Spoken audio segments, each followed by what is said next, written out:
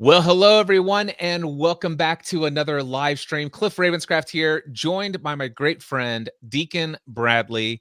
And today is a topic that you may not have anticipated unless you saw that this live stream was scheduled, and therefore you actually said, I'm interested in that, and maybe you did anticipate it. But for those of you who are just tuning in, seeing that I'm streaming live, what are we talking about today?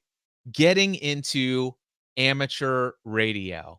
And that is something that I have just done. I just got into amateur radio. I got my license 1 week ago. Matter of fact, I'm actually hearing my audio back. Hold on 1 second. I got my license 1 week ago. Oh, you know what? I have my YouTube channel over in another browser. I was like, where am I hearing myself? Okay. So I got my license 1 week ago, KQ4UUR. And by the way, my friend Deacon here, he has been a ham radio license operator for quite some time because I knew this about him when he was a member of my Next Level Mastermind and through some of the coaching that we were doing. He is November 5, Juliet Oscar Victor, N5JOV. We're going to be talking about amateur radio, but before I do, I want to let you know that I have launched a brand new podcast, my 56th podcast show. It's called Cliff's Notes on Amateur Radio. There are already 2 episodes. This is going to be included in that podcast series. And this will be in episode number 3. I'm getting ready to hit record on that in just a moment. You can check out the podcast over at notesonradio.com. Real quickly, Deacon, just testing audio. How are you doing today? I'm doing great. Does this sound all right? Audio sounds amazing. And what we're doing now, so we've just set this up with the live stream. Folks know what we're doing here, but I'm going to go ahead and put a marker on the audio recording because this is where we're going to start the podcast episode. Hello, everybody, and welcome to episode number 3 of Cliff's Notes on Amateur Radio. Today, I'm joined by a guest, a friend of mine who was into amateur radio before I was. Deacon Bradley lives in Denver, Colorado area, and he's been a member of my Next Level Mastermind, and he's been a coaching client over the years. And one of the things that I knew about Deacon is that he had his amateur radio license, because when we had first started working together, he moved to the Denver area. And one of the things that I had watched him do a lot on his social media channels is sharing stories of his hikes up to the peaks of certain mountains. And he would be transmitting his amateur radio. He'd be operating frequencies and things like that. And so I knew this about him. I had not yet been reacquainted with the burning desire to get into amateur radio at the time. Now that I am in it, I launched this podcast. Deacon saw that I posted about this brand new podcast, Cliff's Notes on Amateur Radio. And he's like, oh, dude, congratulations. And we should chat. And I'm like, hey, would you like to be a guest? And that's where we are today. Nothing you're about ready to hear is scripted. Deacon nor myself have any clue about what we're about ready to talk about, except for the fact that I want to ask Deacon this one question. Deacon, how long have you been into amateur radio, and why did you get into it? I think I got my license in 20. I know I got my license in 2020, and I know that because it was like right as things were starting to lock down. It was unrelated to COVID and lockdowns, and like uninspired by that. My birthday happens to be early March. This was almost like I remember March 11th was when things started closing for us. Like kids went to spring break, never went back.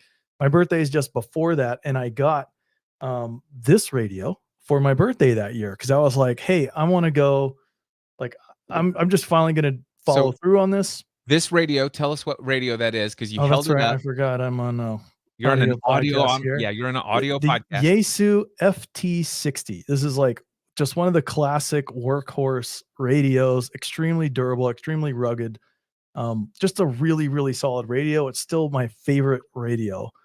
And I got this mostly to listen at first, but with the intent of getting my license, studied for my license, and then COVID hit and like you couldn't get your license anywhere. And I was like, they quit hosting tests. And But anyway, later that month, I found a club that this was they used to not allow you to take tests remotely, and then they figured it out over the course of that month, and then I was able to actually get my tests and get licensed like later in that month. But I think what drove me to it was more I guess I'd describe it as like it has a really interesting domain knowledge. Like to do radio, I've never been like call 'em rag chewers, like, oh, I just like yucking it up with everybody online. That was never my personality, but I have always loved electronics.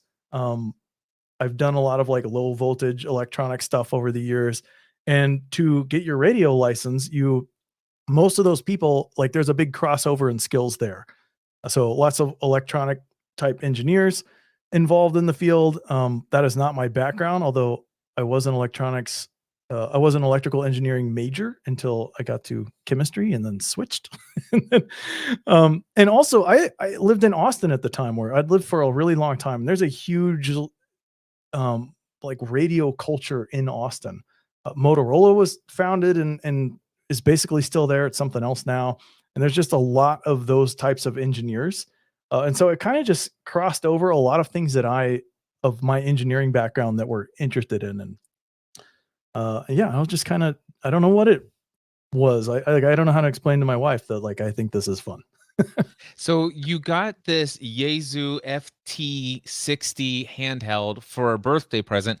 Is it something that you had put out to somebody saying, this is something I'd really like for my birthday, or is it something you bought for yourself for your birthday? I bought it for myself. Okay, I'd been got it. researching it for a while and trying to figure out like entry level radio, what's a good one, how to get started in the hobby, that kind of stuff. Excellent. And so this is something that you bought for yourself. What made you decide on the Yaesu FT60 as your first radio? A lot of people go the Baofeng route. And what I had been reading about that is like, and just for comparison, you can get a Baofeng ham radio for at the time, ballpark like, I don't know, under 50 bucks, like pretty cheap. This one probably cost more like $150. And so it was like, geez, that's kind of a like big difference. But the more I was researching, the big challenge that a lot of beginners were experiencing with Baofengs was just was like almost like signal responsiveness and just rejecting unwanted signals and just having like a really clean way to receive and transmit. And as a beginner in the hobby, I'm usually like, well, gosh, I'm probably the least qualified person to be able to troubleshoot that kind of stuff. So I would rather make the leap to uh, a a more reputable radio that has like better background noise rejection, cleaner signal, and just know that like, hey, I've got a good foundation here. So if if I am experiencing problems, it's not because of the electronics inside of the radio, it's because of something else. And so I guess I just wanted like a strong foundation. Okay, great. My next question for you is the Yaesu FT60. You said it's around 150-ish dollars or somewhere around there. Is it a dual band UHF VHF model? Does Yes. it okay. So it does 2 meter and 70 centimeters. Is that correct? That's right, and it receives a whole bunch, it receives basically the entire VHF and UHF band, so you can listen in on aircraft, you can listen in on GMRS, you can listen in on, like, all kinds of stuff. It is analog only, so you can listen in on analog stuff, but you can only transmit on 2 meters and 70 centimeters. Excellent. Okay, good to know. Um, you and I were emailing back and forth, and one of the things that you asked is, have you gotten into any of the digital modes yet? And this is something that I plan to dive deeper into, not just personally, but also to cover extensively in future episodes of the podcast. Maybe even we'll be launching a separate YouTube channel all for this stuff as well. But I have noticed that there are competing standards when it comes to digital.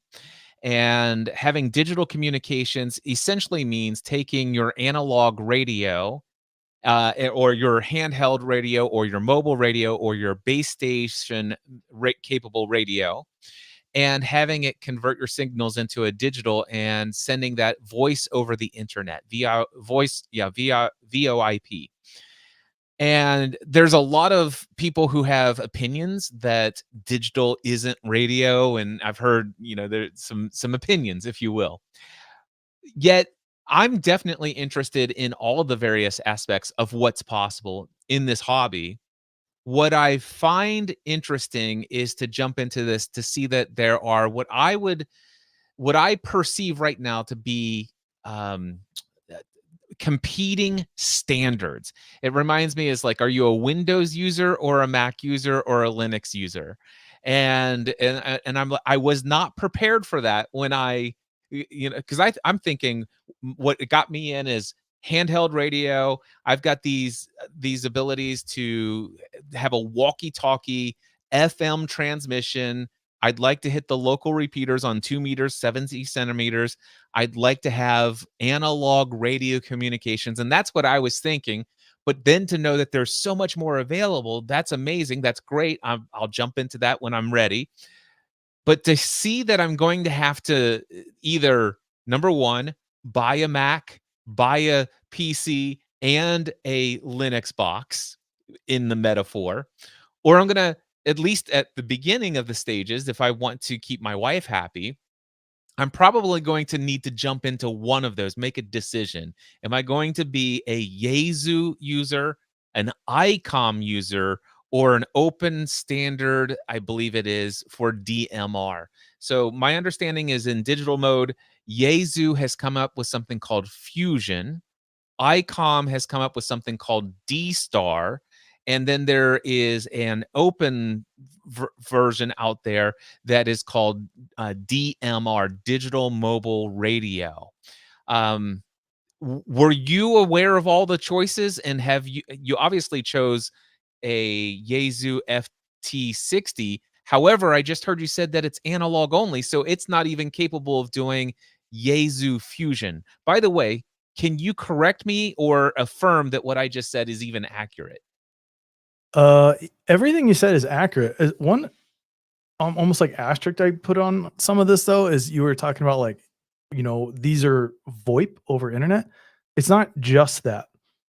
Like for example, there is a digital signal coming in right now. I have another radio sitting here under my computer, and I can see like some signals are coming in right now from a digital network, but those are just local. It's not necessarily like being broadcast over the internet and extending the range that way.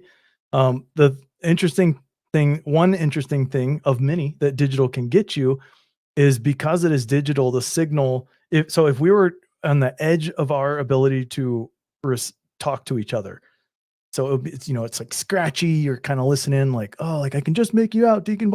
If that was a digital signal, it would either come in fully clear or not at all. And so there are other advantages to digital. A lot of them are kind of put over the internet and linked in other ways because you can do that. But it's not the only use case for that. Okay, so it's not voice over IP only, although voice over IP can be used to extend the range of digital, is what I'm hearing. So, and that makes a lot of sense. So, what happens is the radio can send out digital coded sound via the radio waves, and it can be interpreted on the other end so it can be sent via analog signals or I'm sorry, radio waves, but it's a digital message. And I've heard that it reminds me of like when I used to dial up with my 300 or 1200 baud modem, Yeah, and I would exactly. hear that noise. And because the other night I was actually listening to a local net on one of the local repeaters here, and they had a normal net, and then they said, "Hey, now we're going to switch formats. We're going to end this net." But rather than returning to normal repeater operations, we're going to now begin the digital net. And then one of the things that I noticed is that the signal was like going up and down, up and down, up and down, but it didn't break the squelch because I had my PL tone in, and my radio is only going to open up the squelch for that PL tone. But then I clicked the monitor and I heard those old modem sounds. So it's sending out those digital bursts. So thank you so much for clarifying that it's not only VoIP. You can actually have digital radio communication that actually is not even on the internet anywhere. Exactly. Excellent. Thank you for that clarification. All right. So you again, can you confirm the Yaesu FT60? You did say it's analog only. So even though it's Yaesu, it does not have fusion. Yes, and I generally, if you're looking at a like 2 meter, 70 centimeter dual band radio, they're usually classified as like analog only or digital. And so I have this is my other kind of workhorse radio. This is the Yaesu FT5D, and Yaesu's nomenclature, that D at the end there is digital, meaning like this has Yaesu digital radio also. Um, the other radio, if you were to be like, "Hey, you get a free radio for coming on the podcast. What do you want to pick?" I would choose the FT70D, which is just like the 60 that I it's like my original workhorse radio that I love, but it also has digital modes on it as well. So you can almost get like as soon as you buy one with digital modes, it's like the price jumps up quite a bit. So, um, yeah, but you can buy them, whether it's like digital enabled or not. Yes, exactly. Okay. So, and is it correct that the Yaesu digital standard is called Fusion? The standard is called C4FM, and they make this so confusing, and I think needlessly so. And part of it, I wonder if it's like intentional, like bond trading is always my go-to example, where it's like it's just filled with jargon to keep you out. Um, but it's not all that complicated, and sometimes some radio things feel like that too. So C4FM is like what you would. So it's kind of like MP3, where MP3 is like you took a audio format and you used an encoding, and now it's encoded in MP3 format. C4FM is taking your voice using their proprietary encoding, and now it's encoded in C4FM format. System Fusion is their technology for linking nodes over the internet. And quite often they're used interchangeably because most people use digital modes on Yaesu to talk over the internet long distances to other places. And so the way it would work is I would have my C4FM connection to my repeater. I'm broadcasting encoded in C4FM to the repeater. And then that repeater would connect over System Fusion protocols someplace else, where those remote repeaters would then broadcast out in their location in C4FM encoded stuff. Okay. So That was a mouthful. let me speak this in the way that I heard it, and I can explain it to folks who are relatively new. If and again, tell me if I'm picking up what you're laying down here. So let's just assume that I have the FT70D model. It's the third model that you had mentioned. It basically does analog and digital, and it's an HT device, handheld device. So I could be out in my car and I could transmit using the digital C4 FM. Basically, I just push to talk on the digital side of things. I hit a repeater. Now, technically, I am using radio waves to hit the local repeater. Now, that repeater just so happens to be connected to the internet using the Fusion interface and a network that then connects that to a network of other repeaters all over the world that can do this. And so let's just say you're in Denver, Colorado, and your local repeater that you've hit is connected to the internet, and I have a local repeater that is Fusion enabled here, or networked and connected, linked here in Cincinnati. And if I have a Yaesu model digital radio, you could actually channel right into my local repeater, and my local repeater, which is Cincinnati, Ohio. It's about 30 miles away. I could be driving in my car with my my Yaesu digital enabled radio, and you in Colorado in your car could be talking to me in my car. We're each getting that from a repeat to a repeater and from a repeater over radio waves, but the actual repeater to repeater from Denver to Cincinnati is happening via the internet. Yes, exactly. Excellent. Okay. So, very cool that all of that is out there. So, by the way, in my very limited research so far into digital, is there talk groups? Is that language that's a part of the Yaesu fusion side of things? They all use different language, That's and what I I'm believe talk groups is figuring. from DMR. DMR is the only one of those 3 formats I have no experience in. Yaesu has something similar. I use the digital part, like connecting out to the internet and in the larger world, almost never. So I'm really rusty on their language. It is similar though, where they're essentially like my repeater would have whoever owns the repeater, like the trustee kind of configures it. And they would generally say, like, oh, it's always connected to this particular, I think we call them rooms in Yesu land.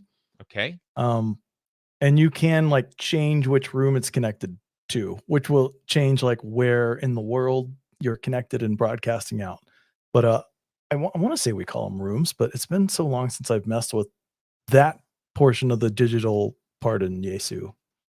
Okay. And so the person who is responsible or has oversight of configuring the connection to your local repeater, they get to choose what you have access to digitally through that interface going through the repeater, correct?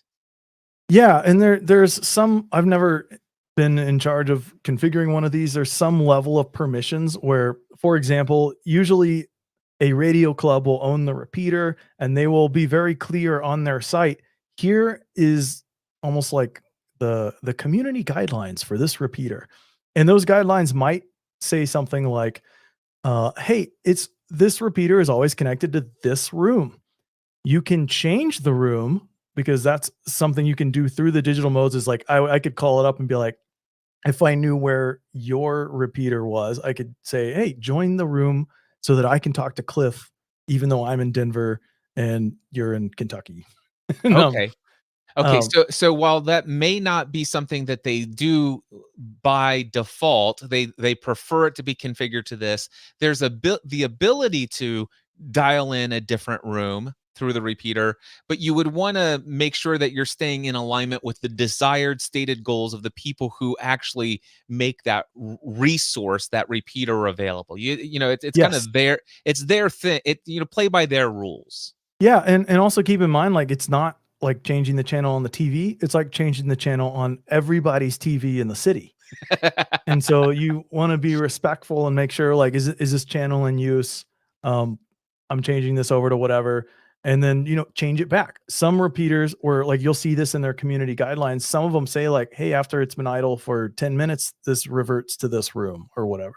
Nice. And that's where I don't have insight into how those nodes are configured, but, I generally just go try to find the guidelines for whoever runs that repeater, and they usually say, like, "Don't change this," or "This one can't be changed," or "Change it, but put it back," or "It's gonna revert by itself, so don't worry about it." I love it. Thank you so much for all this information. I'm totally digging this. All right. The next question. Oh man, there's so many different directions. My mind is spinning so many different areas. Oh, next question. So that is dependent upon that. Are now again, I know that I'm hearing a lot. Most of the things that I'm bringing, I'm going to bring terminology that I know that is a part of DMR because I've heard people talking about DMR. I've watched a few videos about DMR, but I would imagine that this language might convert to this fusion. Can you, Deacon, buy your own hotspot and configure it to the Fusion network, and from your own home and within your Wi-Fi distance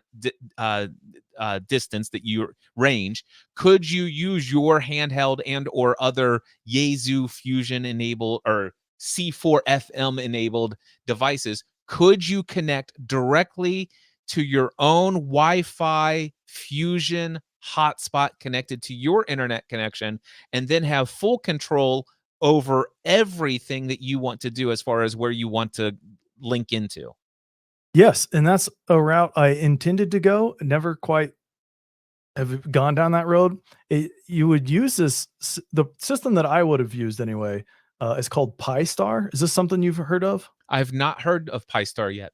Okay, so we talked about, a little like D-Star is the icon one. Pi-Star is essentially a Raspberry Pi running software that can receive and transmit radio, and you connect that to the internet, and now you can basically say, like, I wanna be like, if I had a Pi-Star on my desk, I could log into it right now and say, "Connect to whatever DMR is right by your house, Cliff," and then through this little tiny 5-watt radio, I could talk to you instantly through this into my desk, over the internet, and out your repeater. Now, I just want to pause you for 1 second because you just circuited something in my brain. There's been a short circuit because you said I could use this Pi Star, I could use my handheld, which is a Yaesu handheld. All right. And you said that you could use that to get into my DMR, which I'm thinking DMR is not compatible with Fusion or C4 FM. That's right. The So, Pi but the Pi Star would be able to take your Fusion or C4 FM protocol, receive it, and then transmit it and connect to my DMR connected thing. Yes, I imagine it like almost like one of those old school switchboards where, you're plugging in like this wire is the input, and then, you got the output. I'm gonna plug it into this one where I'm like, all right, I'm talking I don't even have to use C4 FM as input. I could just use a normal radio. And so then I have, normal analog signal in, and then in the Pi Star, I'm saying, hey, when you receive this normal radio, let's translate it to DMR and go connect remotely to this DMR Okay, so repeater. now I have a question. So if I get a Pi Star, I understand that from what I just heard you say, that I could have a Pi Star, and even with a $26 TID radio TDH3. By the way, $26 for That's this. amazing. And I could analog into my they still call it a hotspot though, right? This Pi Star, or is it just Yes, called a they Pi call them Star? hotspots. Okay, thank you. Okay, so I'm gonna my hotspot, will pick up this analog signal, and then I can configure it to connect to other DMR nodes and things out there, and can I also use that Pi Star to get into the other repeaters that have DMR? Technically, yes. There are like DMR repeaters that maybe wouldn't allow outside connections. So you do have to connect. It's not that you connect directly to the repeater, is my understanding. You actually connect to the room that the repeater is connected to. Okay, that's fair, and that almost makes sense to me. Okay, so the next question I have for you is that okay, so I could have a Pi Star, a Raspberry Pi that receives my analog signal and can transmit to DMR. Can I actually use a Pi Star to or connect to Fusion and D Star? Yes, yeah, it'll connect to all those things, maybe even some other things. I'm looking at their website right now, and this is open source software. Like, it just runs on a Raspberry Pi. You can buy a device that's already set up, which is nice.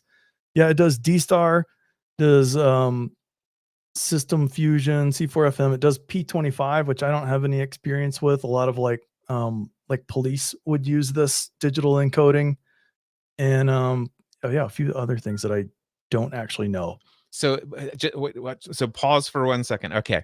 So I'm understanding that I could get a Raspberry Pi, a Pi Star, and I would actually have the ability, if it's hooked up to my Wi-Fi here in my house, and I have any analog radio, I would be able to effectively communicate to DMR, Fusion, and D star. Is that correct?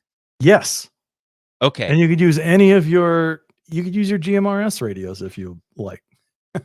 Yeah.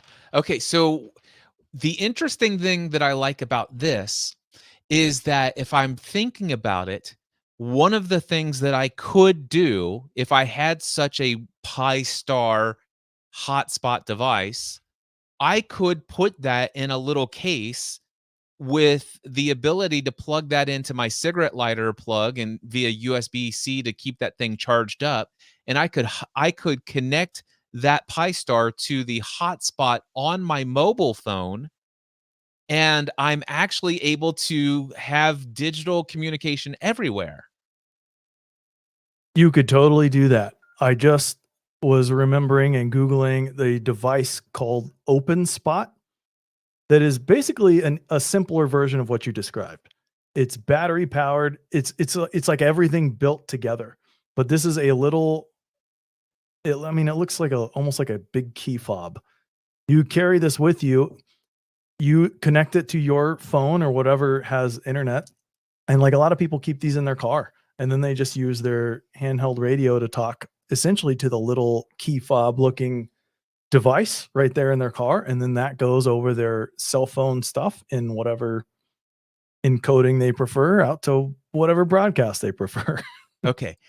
Let me share with you and the listeners that what's going through my head right now. One of the things that excites me about this is that whatever radio I decide to buy doesn't mean that I'm going to lock myself in only to a sub community of amateur radio operators.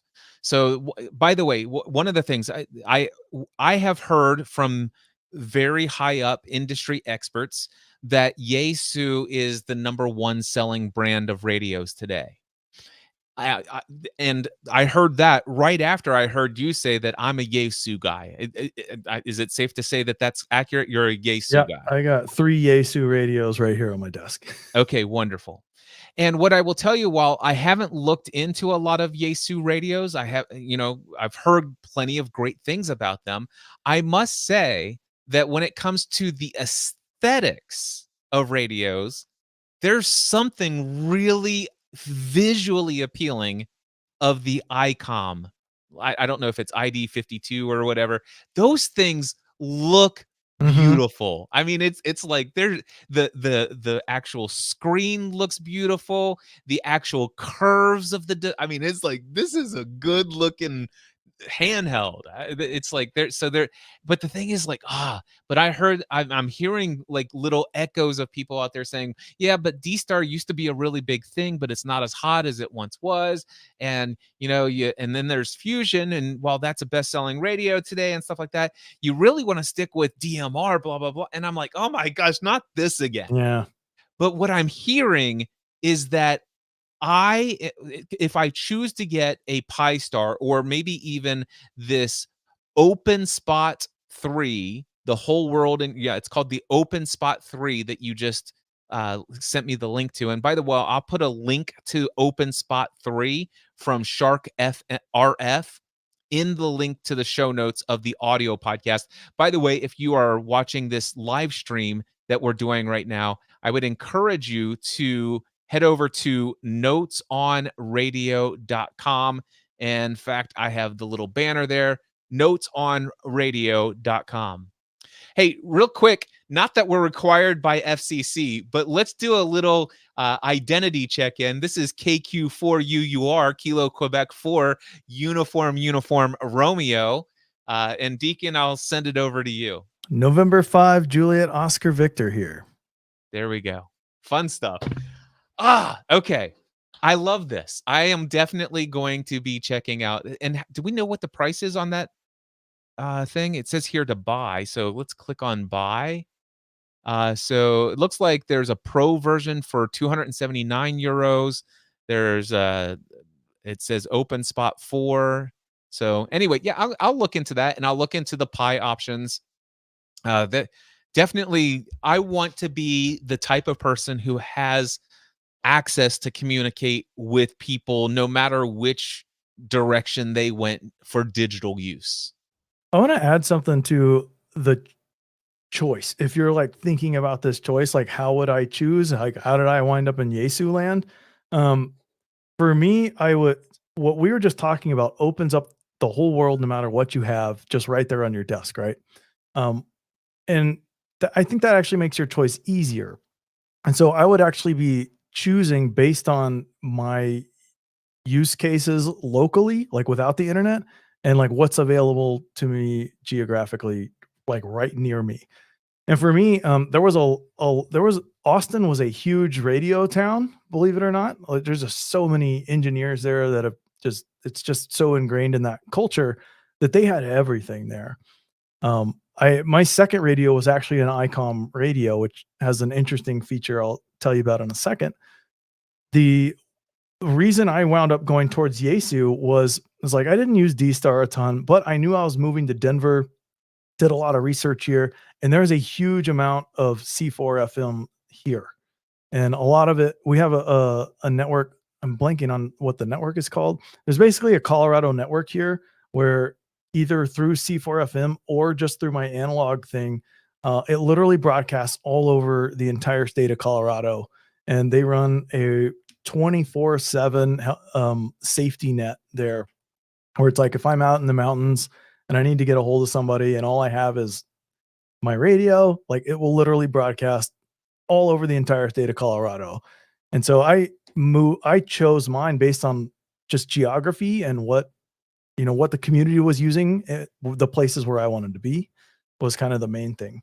Yeah, and that I've heard that advice. Thank you for bringing that up. I have heard that advice. One of the things you want to do is look at your geographic region and check out the local repeaters and see what, if any, networked solutions they have available. So when you look in repeaterbook.com or some of the other resources, you want to see do they have the ability for you to hook up via D-Star or Fusion or DMR. There are very few, but there are some that have multiple different options and solutions available.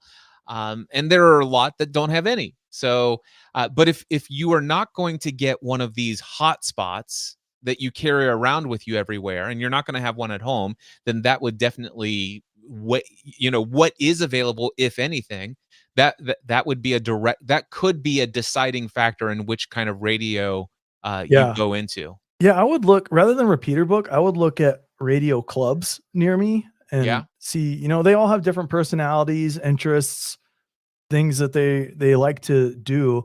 And through the clubs, you can kind of get a better idea of like which ones maintain which systems. Some of them around here in the Denver area are really into like linking them up and forming these giant networks. And some of them are not. And so I think that's an easier source of finding what's around you that I would just go look at the clubs and be like, "Oh, this club's really into digital," So or when you say go look at the clubs, do you mean go attend their meetings or just check out their club just websites? just their club websites. They're usually really good on their websites of this is where I mentioned earlier, it's like, how do you find community guidelines for a repeater? They're on the club website. And so I usually like when I first moved here, I spent a lot of time on different club websites just trying to figure out which clubs are into what, and they might be like way more engineering, or some of them are like way more around here anyway, way more like search and rescue focused, or some of them don't care about the engineering. They just, are about community. And so they all have kind of just different interests, and you get a really good feel for that through the website and a good idea of which repeaters they own and maintain and their capabilities and how they use them. Gotcha. Well, I'll tell you what, I'm really excited about this because one of the things that I was thinking about, just as something that would be a quick, easy dipping my toe in the water, I was thinking about get my next radio being something like a very inexpensive Radioddity, or yeah, I think it's Radioddity, 878 UV3 plus or something like that, which is DMR, and I haven't researched anything beyond that. I know that there is like something about a code plug, and then there's hot spots, and it's like, oh my gosh, there's so much to learn. But that's okay. I'm not I'm tr- I am still geeking out on local repeaters, FM transmission, analog, hanging out, talking to people. And there's one other thing that you said that you had not got into, but are you familiar with Echolink and or All Star Network or I All am. Star Link? I'm sorry, All Star Link. I don't know any clubs here that use those. The where I was from in Austin, they had some really great all-star networks. Echolink is, in my understanding, is almost kinda like going away very slowly because everything kind of happens slowly in radio. But that was kind of like the old technology. All Star has replaced it. And All Star is like almost the found. So I mentioned that network of Colorado repeaters where if I just key up here in Denver, it'll broadcast all the way to like Durango just with my 5-watt radio. The the system underneath that makes that work is All Star. And the kind of one of the big differences between what we've been talking about with digital and what All Star is All Star is almost like what the providers would use that you don't have to care about. Right. Yeah. Thank you for just now bringing that up. I want to make a distinction that we're no longer talking about digital radio. We're talking about software that is meant to link up different repeaters, but still, it's through it is through. They do use the internet, I think, to do that linking, though, right? Usually, yes. There were some systems in Austin that used microwave and other Okay. technologies, and so it's almost like it's a protocol that just requires some sort of connection to link the repeaters. Okay. So here's one of the things that I did, given the fact that I have analog only FM 2 meter, 70 centimeter transmission ability here locally so far right now. One of the things that I'm like, I wonder if there's any apps in here that are available for me to, via an app, connect into repeaters. And so the first thing that I came across was Echolink. And I will tell you, it is hands down among one of the ugliest apps I've ever seen. I mean, this is like, do you remember the first like year that the App Store on the iPhone was ever introduced? No, Oh, but I this app looks like it was designed that year. Whatever year it's like whatever that first iPhone when they had first opened up the App Store, it looks like somebody designed it there, and it looks like they paid, some 13-year-old to slop it together. Now, technically, it's brilliant. Technically, it's brilliant, but aesthetically, it hurts to use. that's a good description of a lot of stuff that I come across in Oh, radio. if there's one thing that I hope that I might be able to be a voice of is I want to actually make a lot of connections in this industry. I want to make a lot of connections with people who are out there who have amazing technology, but the aesthetics of their websites and or interfaces and or apps are absolutely horrendous. And I would love to not say, hey, I'm judging you. It's just that my question is, do you have a genuine desire to see a younger generation get into this hobby? And if so, I'm sorry, so many people are going to install Echolink, click on it one time, and say, "Psh, no way." I mean, I'm almost offended by the ugliness of the app. Yeah, it's you're not wrong. It's awful. But why is it still on my phone is the question. And here's why, Deacon. So I put a 25-watt mobile radio in my car, and so that's where I'm doing most of my stuff. Prior to that, I had my little HTs, but I'd have to go outside of the house to get any kind of real reception. But the other night, I was sitting at my kitchen table. It was like 11:30 p.m. and I open up the Echo Link app and I'm browsing through locations and I see Palmerston, New Zealand. And I'm like, click. And then it goes boop boop. And it's like, welcome to Palmerston. And it has the Aussie accent and everything. And I press the little button and I'm offended by the ugliness of the interface, but it's okay. I say, this is KQ4UUR. This is Cliff in Northern Kentucky. I am testing out Echolink for my very first time. I click the little button, and I hear, it kerchunk that repeater, and all of a sudden this guy in New Zealand with this super thick Aussie, I'm sorry, not what is Kiwi accent, comes back and he's like, "Hey, Cliff, this is so and so, blah blah blah," and we're sitting there chatting, and then another guy comes in, and I'm literally having, and so what I know about this is like, okay, yes, I'm using an app on my phone, but my voice was just FM modulated and carried over the radio waves in a 50-mile or whatever, however many, what is it, 70-kilometer, whatever, because they're kilometers over there. But anyway, a 50-mile radius of that repeater, and my voice is echoing throughout all of that area in any of those amateur radios. It's like, dude, this is amazing. This is cool. And it's not the same as digital, but it's an app on my phone. And what I love about this is I don't have to have a radio. Now the thing is you have to have an amateur radio license, because ultimately my voice is being carried and I am technically transmitting over radio frequencies. Yeah, Anyway, that I've never done any of that stuff, but yeah, it's amazing. and my second experience with Echolink was I chose Bangkok, Thailand.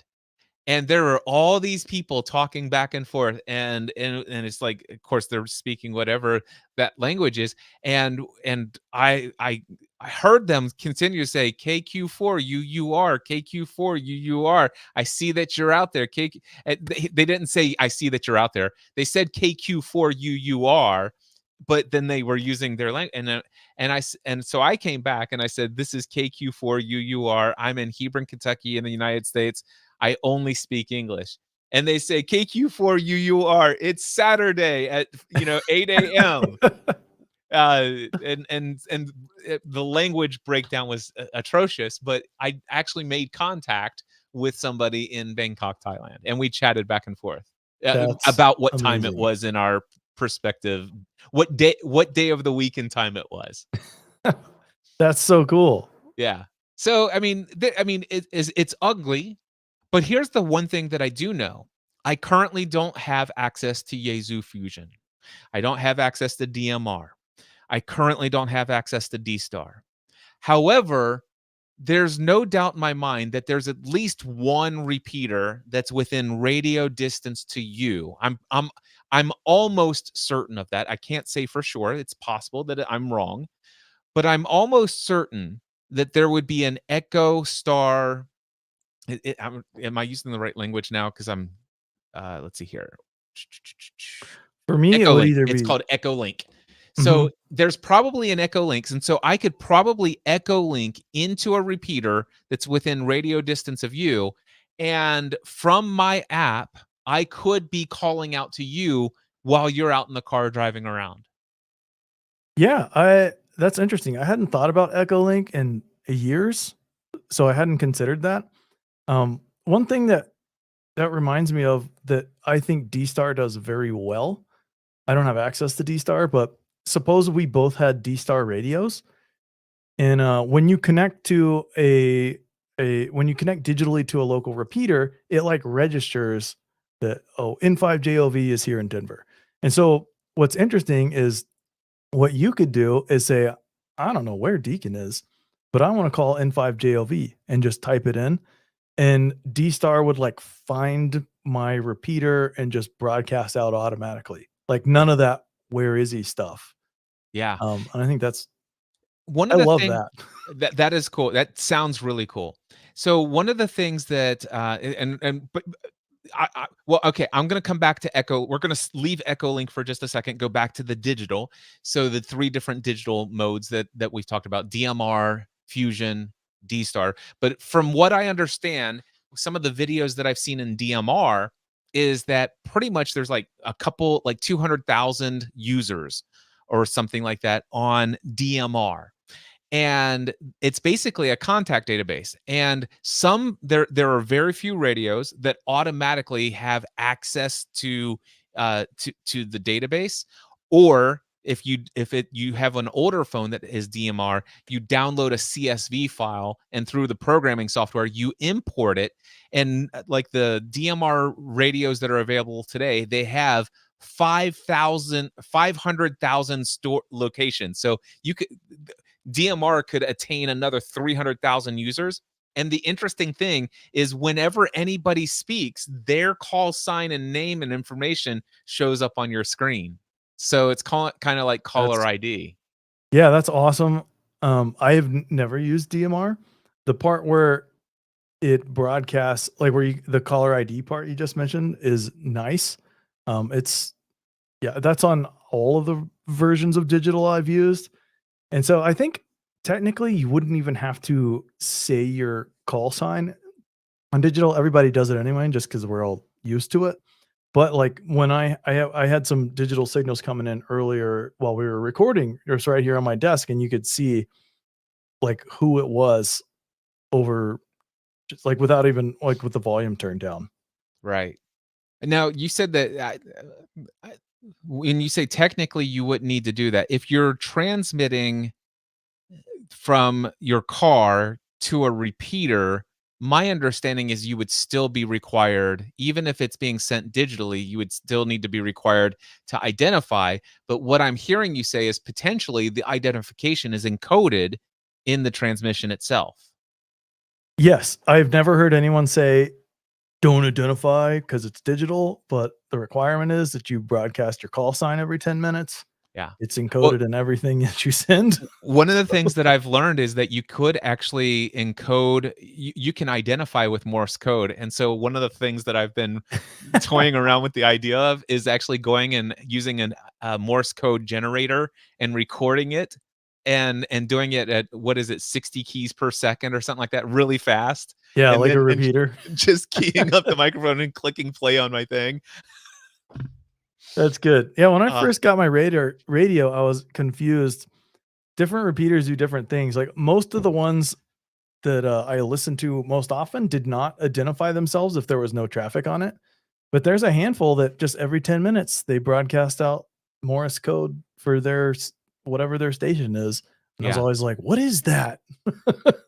Yeah, I've seen the same thing. So there are a handful of I'm so blessed. There are so many repeaters around me.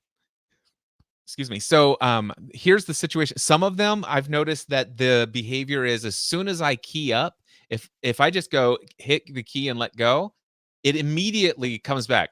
Such and such repeater at 147 da da da Hmm. PL tone such and such. This is, and it gives the call sign of the repeater, blah blah blah blah blah. And so it tells you the time. So there are two repeaters that do that.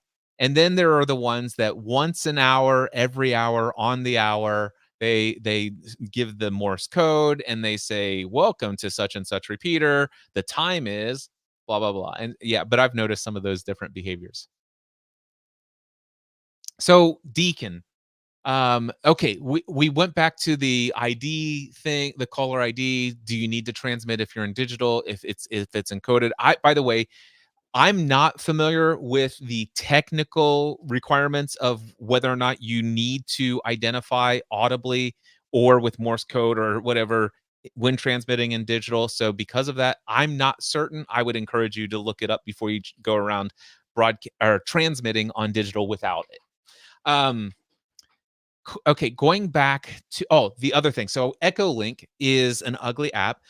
One of the things that I came across when I was reading, about more Echolink, and then all of a sudden I saw a bunch of repeaters say Echolink and also connected to All Starlink node, and I'm like, what's All Starlink? And then all of a sudden I've found that that's kind of like it essentially is doing the same thing as Echolink. It's just called All Starlink. And that led me, so Echo Link is an app on iPhone that I first used. It's really ugly. Can I say that one more time? It's I know. incredibly offensively ugly. You should see the desktop software. It's even Oh, worse. I've seen pictures of it. I'm not even touching that. There's no way. All right. Now, this app is not nearly as ugly. It is called Repeater Phone.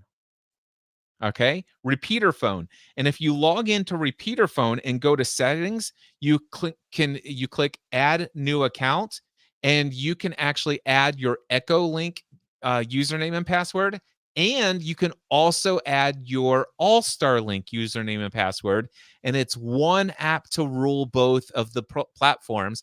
And so now any All-Star Link, any Echo Link from Repeater Phone from one app called from this app called Repeater Phone, I can now log into a ton of repeaters all over the world from my cell phone. That's cool. I had not we've talked a lot about digital. I don't actually use digital very much. Okay, so Deacon, now I want to let's kind of wind down our conversation here. And what I'd love to ask you is, what do you use? We talked about why you got into it. You're kind of a geeky. You kind of like that stuff. Blah blah blah. You use the phrase "rag chew." You don't want to just chum it up and chat with somebody. What do you use these radios for? My favorite thing since moving to Denver has been, this hobby called Summits on the Air. Are you familiar with I've this? heard about it from a guy named Deacon Bradley who lives out in the Denver, Colorado area, and he climbs to the summits of mountains and gets on the air. Yes, I love it. Radio people, you'll hear them call it soda. There's another flavor of this you might enjoy being familiar with called Poda. Have you heard of this one? I've heard of POTA. Tell us a little bit more about POTA. It's Parks on the Air. Both Okay. of Yeah. them are essentially the same hobby, almost like gamified in a different way. And so Summits on the Air is the only one I have done where essentially there's a database of summits all over the world. They give them points based on, difficulty, elevation, stuff like that.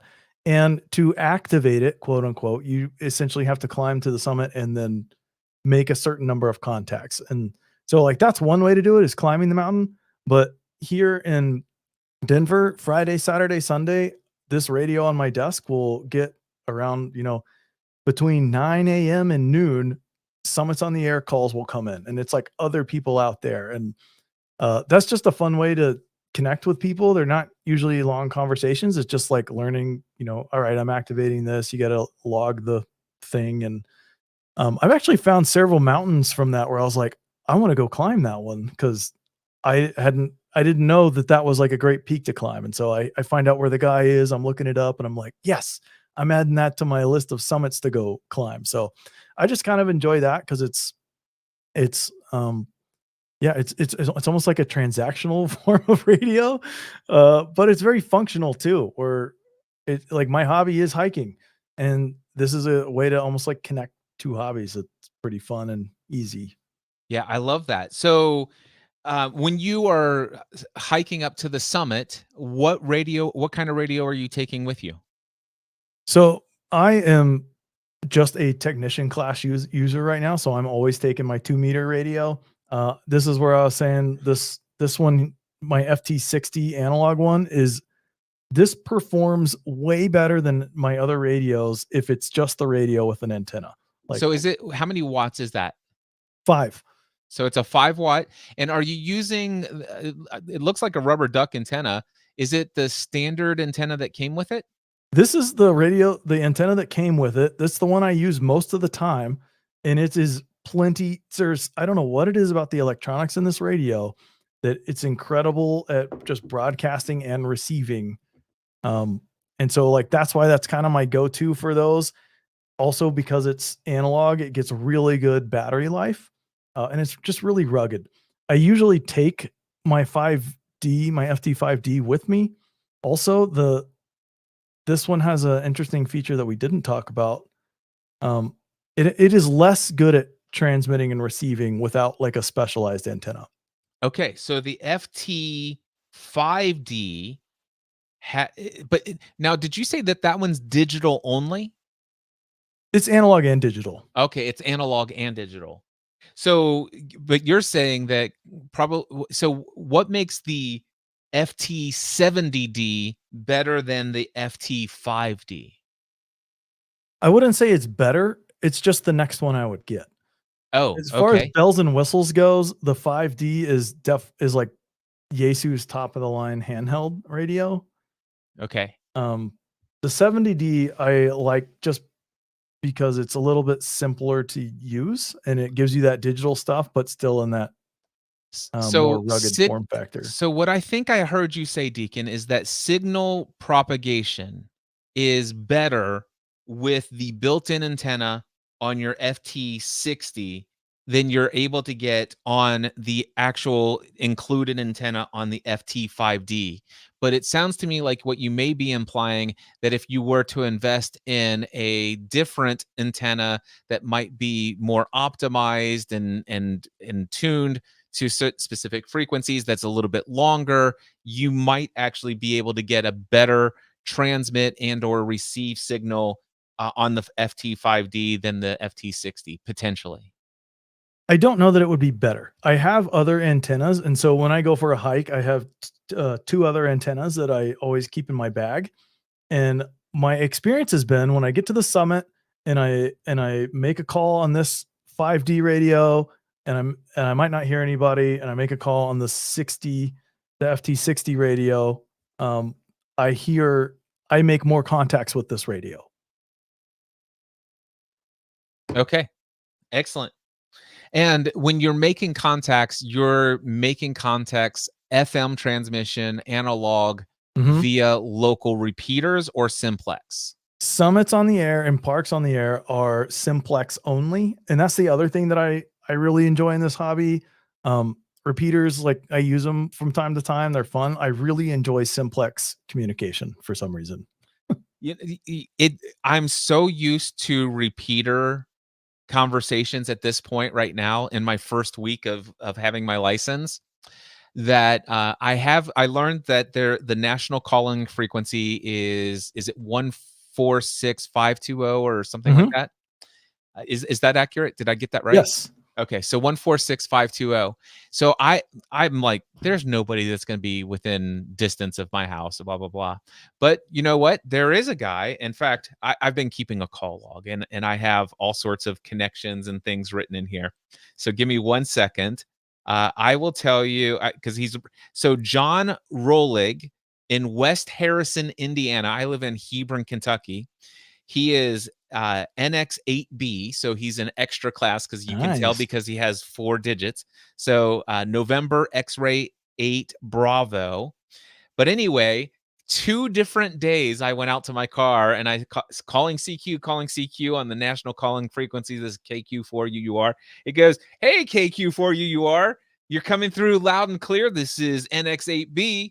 And we sit there and chat back and forth. By the way, here he's 72 years old and he says, "I'm always listening on this frequency. I've got a radio right here next to the refrigerator. Anytime you have any questions, feel free to ask me anything." And I was like, that's cool. That's cool. Yeah, I love simplex because it is those people right around you, and, I think that's one of the things that got me into the hobby originally was, like, just being able to communicate without infrastructure, and simplex, for whatever reason, I just find interesting and fun. I love that you just brought that up, and I'm glad we can include that in our conversation here. So we've been talking a lot about digital because that's really, yeah, it's like that's what I most was interested in having this conversation because you're a Yaesu guy, and I'm like, okay, well, Yaesu is fusion, and oh my gosh, what if I go down the DMR route? Am I going to miss out on the ability to communicate with Deacon? And the answer to that question is no, because I'm probably going to either get a Pi Star or that Open Spot 3 thing. So it sounds to me like I'll be able to work out that detail. Or I may just go to the fusion side, join the fusion side. But anyway, I love that we had this conversation and the whole idea. And there's so many different rabbit trails we could go about. Is digital even the radio hobby? Which I'm like, dude, it's yes, it is. It's required that you have a license to do it, and it's using radio frequencies. I love all of that. But anyway, but you just spoke about the fact that one of the things that you love about the hobby, and especially simplex, is if infrastructure is down. The fact of emergency communications in the event. And I was watching the second or third episode of Ham Nation, which was a podcast on the Twit network with Bob Heil. And in that episode, they talk about emergency communications. And right at that time, it was Joplin. Was it Joplin somewhat? Mhm. I can't, Missouri. But anyway, there was the big tornadoes that came through, and they had tons of photos, and it showed how they came in, and amateur operators were able to provide some amazing emergency support for the Red Cross, local search and rescue, everything. So I do love that aspect of it. I actually went through something like this just coincidentally. I never got into this. I said like, "Hey, I love Simplex because of that." To me, that's more like my desire of just I really value functional things and just functional hobbies and skills, but it's not necessarily out of um like fear or like high probability of something happening. I just Right, like being functionally capable. right. And so I got into this hobby, and then this must have been late 2020. I forget exactly when. I was kind of new to the hobby at the time, but I'd been in it long enough to have like a few radios around, and I had antennas on my house, so I had better range. And we had this crazy ice storm in Austin, Texas. Um, and we are not prepared for ice down there. And also, I don't know if you know anything about Texas, but we pretend we're our own country. And so we have our own electrical grid. It's cut off from the rest of the nation. And the combination of this storm and what it did to the electrical infrastructure completely wiped us out. I was offline for 48 hours. And by offline, I mean I couldn't really leave my house. I had no electricity. I had no cell phone. Complete like no inter it was just all completely gone. And if I hadn't gotten into this radio hobby, I would have just been sitting there. It was like in the low 50s in my house. I would have just been sitting there thinking, this is going on for a while. But because I did have a radio, I had connectivity to there was a local radio club that I'd been kind of plugged in with, and they ran an emergency net for days. And um, I did not need emergency services, but there were a number of people that they would coordinate, like going and checking on or picking up or taking care of stuff. Or and also those local radio clubs are plugged into local, like I don't know what you would call them, but like Emergency management yes, departments. yeah. And so these people that I'm talking to and had just on the radio were connected to like local, state, and national authorities. Yes. And so it was just I guess it was nice that I was like, "Man, that was unexpected, but Yeah. but what a useful tool." Absolutely. I love that you brought that up.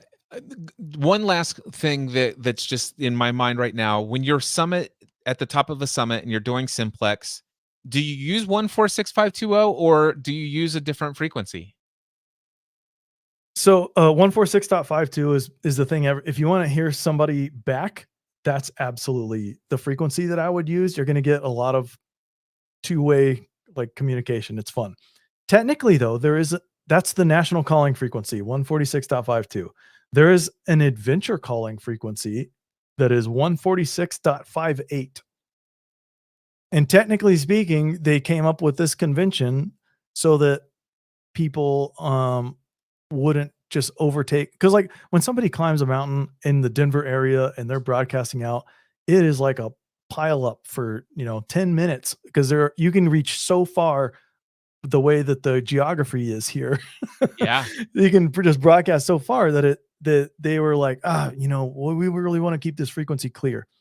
I don't think it's all that important, but you do hear people on one. Well, let me piggyback on that. Why might it be important for the national calling frequency to be clear? Something came out in a conversation with somebody. It's like one of the reasons why I got into this hobby is I started going hiking, and one of the is like whatever you do, don't go hiking alone. Well, I was a couple times I went hiking alone, no cell connection whatsoever. And I did have a or one of these cheap radios with me. I didn't know anything about repeaters. I didn't know anything. And it's like, okay, well, at least there's no GMRS in the Kentucky State Park. Maybe there'll be ham repeaters. And I was just chatting with somebody. He's like, well, maybe not. However, here's the thing. Chances are, if you go out hiking out into the wilderness and your family knows that you went hiking and you're missing and you got a broken leg or whatever, if there's a search and rescue team, they will be listening to 146520, and that radio very much could save your life. And Yes, so that is so where they would so listen. exactly. And so that's in my mind, just imagine, if somebody's out there doing hiking in the mountains, and as you said, it's like it's one frequency and everybody can go distances. And so one of the reasons why I think it might be valuable to keep that frequency somewhat clear, or at least open to emergency, is in the event that somebody needs to call on the 146520, so because they are injured and they're trying to reach Mhm. out. Yeah, and I do hear occasionally when, like, people accidentally strike up a conversation with someone local, and they will, talk for a bit, and if they're gonna keep it going, they'll switch frequencies. Yeah. Um, but, I mean, I leave 146.52 on my desk almost all the time, and there's some traffic, but not enough that I wouldn't use it for summits on the air. What radio are you using at the house? I have this is another Yaesu radio. This is the FT300D. And I have it set up in my car. My car has everything set up there too, so I can carry this out to my car, and there's an antenna and power ready to go. I usually just leave it on my desk because I love it in my car, but when I'm in the car, I'm also in the car with my wife and young kids, and they do not love it. And so I it I has I been my wife is not a fan. I get it. so it So stays on my desk. FT300D, and is that a mobile station? Yes. A Yep, 50 50 watt? watts, dual band. It also we don't have time to get into this, but this is a tidbit I'm gonna leave you with to research. Both my Yaesu digital radios have APRS built in. Yeah, I've heard a lot about APRS, and I am interested in getting into that. And then one last question, and we're going to wrap this up. What antenna are you connected to at the house?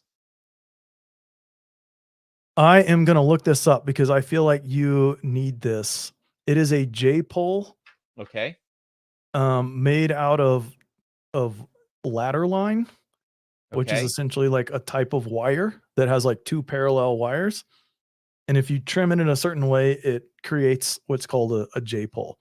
And there is a particular one that I need to look up. It's really well known, but I haven't needed to look this up in years. But I bought this when I was new. I have 2 of these now. It's like $30 or something, really cheap, and it's just ladder line rolled up.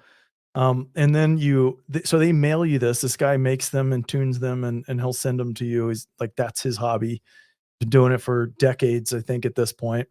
And and then when I get it, go to Home Depot, I buy a PVC pipe and a couple of end caps. You just stick the ladder line antenna in it, and like put the caps on, and then it's just like zip tied onto a roof vent on my roof. And that has been incredible range for me. And it's super simple, super cheap. So cheap that I got another one of those ladder line J-pole antennas that's like rolled up. And that one I can plug into any of my handhelds. And so if I were going on like a really long hike, like which is way out there and I might need more range, or if I'm going camping or something, I'll take that antenna or just rolled up in my bag. And like worst case scenario, I'm like basically throwing it up into a tree. And that would greatly extend my range. But I love those because they're cheap and reliable and simple. Awesome. I'll tell you what, if you will send me an email with the link to that, I'll put it in the show notes. And by the way, if you're listening to this episode on Cliff's Notes on Amateur Radio, it will be in the show notes. And if it's not there, you can email me, cliff@cliffravenscraft.com, and say, hey, Cliff, you never put that in the show notes. I will actually go and find out this J-pole antenna that Deacon is talking about, and I will get it added to the show notes. Deacon, man, what a fun conversation. And if you are interested in coming back on talking more amateur radio stuff in the future, feel free to let me know. And one last time, what's uh, your call ID so that people know your call sign? I'm N5JOV. If I was doing summits on the air, I'd do the full phonetics November 5, Juliet Oscar Victor. Awesome. And this is KQ4UUR. That's Kilo Quebec for Uniform, Romeo. This is Cliff's Notes on profitable coaching. And if you have not yet checked it out, make sure that you are actually over there at notesonradio.com. And I'm only saying that because we are recording and broadcasting this out on live stream on YouTube, Facebook, LinkedIn, and all that other stuff as we were recording this conversation today. Until next time, we encourage you to take everything you do to the next level. Deacon, thank you, my friend. Yeah, that was fun. Awesome. Let me hit the end on the live stream. Bye, everybody.